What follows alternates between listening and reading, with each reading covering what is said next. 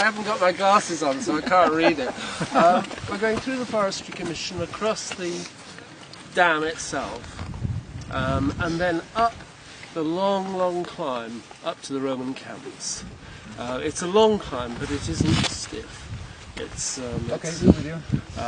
well, I designed it, so it's within my capacity. And then we head westwards and round the Massif. We cross this road again and come back into the car park the other direction. Right. So it's Swim the river, do we? we cross the river. Yes. Right. And the two Roman camps here are two of the best preserved marching camps in Europe, because nobody's ever ploughed up on this poor land.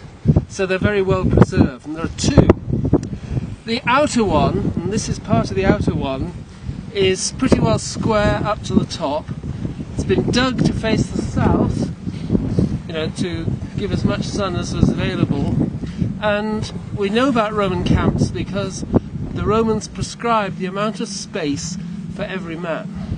So if you measure a Roman camp, you can tell how many men it was built for. And this was built for 2 legions. That's approximately 15,000 men and perhaps 2,000-3,000 animals. So it's a big space. And the fact that such a big army is operating here indicates the trouble they had with the local tribe, the Siluris, that they sent in 78, this big army here. I mean, that was a big army. Just as a comparison, the Norman army at Hastings in 1066, the one battle everybody's heard of, was not more than 6,000 or 7,000. So 15,000 is a big, they really mean business. Then at some time before 86, they came back again. And this time there was only 1 legion, because again, we can measure. So the 1 legion couldn't garrison a camp like this, which was designed for 2. So they built their own camp as a diamond inside. So essentially the outer camp is like that, it's a square, and the inner camp is twisted on its side, forming a diamond. So it's like a diamond in a square if you look at it from a helicopter. And again, the fact that 7,000 men, couple of thousand horses, it's serious stuff. They're sending forces down here to overawe people. They wouldn't have been occupied for long. Bit of devastation, bit of bribery to the local chieftains.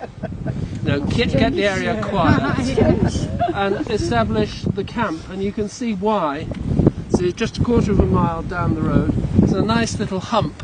There's water by it, probably more. We crossed that ditch, and it has brilliant views north and south.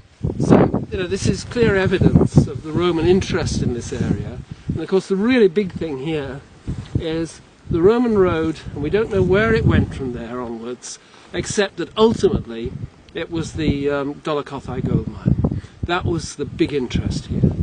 And the signature of the metal in the Dolokothai gold mines is found in Roman gold coinage from the 2nd into the 3rd centuries. It seems to have been a major supplier. But they never allowed it to develop into a city. There are no cities in this part of the world. This is the usual way they assimilate people. And we guess that there was very tight security here, and that this outlying fort and the next town along the A40, whose name I've forgotten, are all part of the security ring, but they were not interested in developing it as a city. You're standing on what was the main road until the early 20th century, the main west road.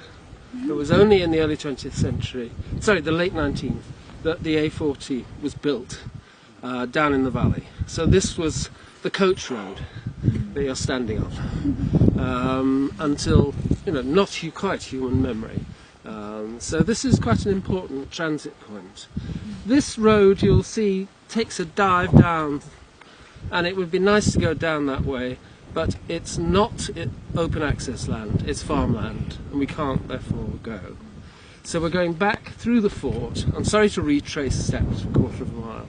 And then over the hump towards the 440 metre mark, which is the trig point, the highest point of Myddai. And then before that, we drop down to the right.